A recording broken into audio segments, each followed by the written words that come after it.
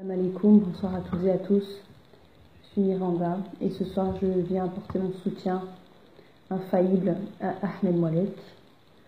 Ahmed Moalek dort en prison depuis octobre après avoir commenté l'actualité autour de l'affaire Paty. Son arrestation relève du délit d'opinion et il vit une véritable injustice.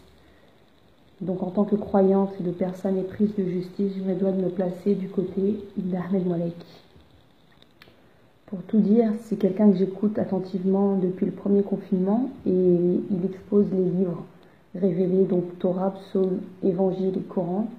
Et il appelle les croyants à s'y réunir autour, peu importe l'obédience de laquelle ils sortent.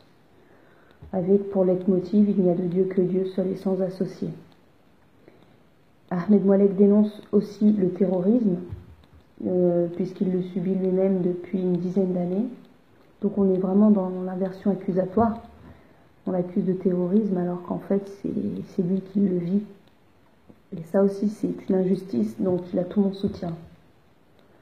On peut lui reprocher d'être un peu rentre-dedans, un peu colérique, un peu vulgaire, mais c'est quelqu'un qui vient avec un message clair, profond et un message de vérité qui est émancipateur et il reçoit des crachats. Donc je comprends tout à fait qu'il puisse parfois tenir des propos borderline.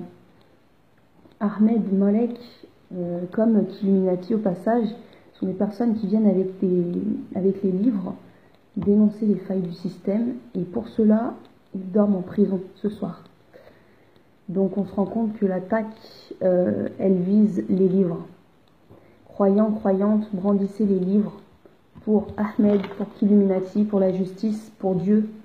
Soyons des outils de Dieu. D'ailleurs, Dieu le dit, il n'en a que faire de nos jeunes et des sacrifices de sang. Ce que Dieu veut, c'est des sacrifices de justice. Donc retournez au livre et vraiment imprégnez-vous de ce que Dieu nous demande. De toute façon, là, il est en train de séparer le bon grain de l'ivraie et les masques sont en train de tomber. Ahmed Moalek, par pure gratitude par rapport au message que tu as délivré et qui a fait naître en moi de la combativité, je me dois de me placer à tes côtés. Une grosse pensée pour toi, que l'esprit d'Abraham et de Joseph t'assiste par la grâce de Dieu dans cette épreuve. Que le feu soit d'une fraîcheur salutaire. Pour ma part, je continuerai de porter le message La ilaha illallah et de me placer du côté de la justice.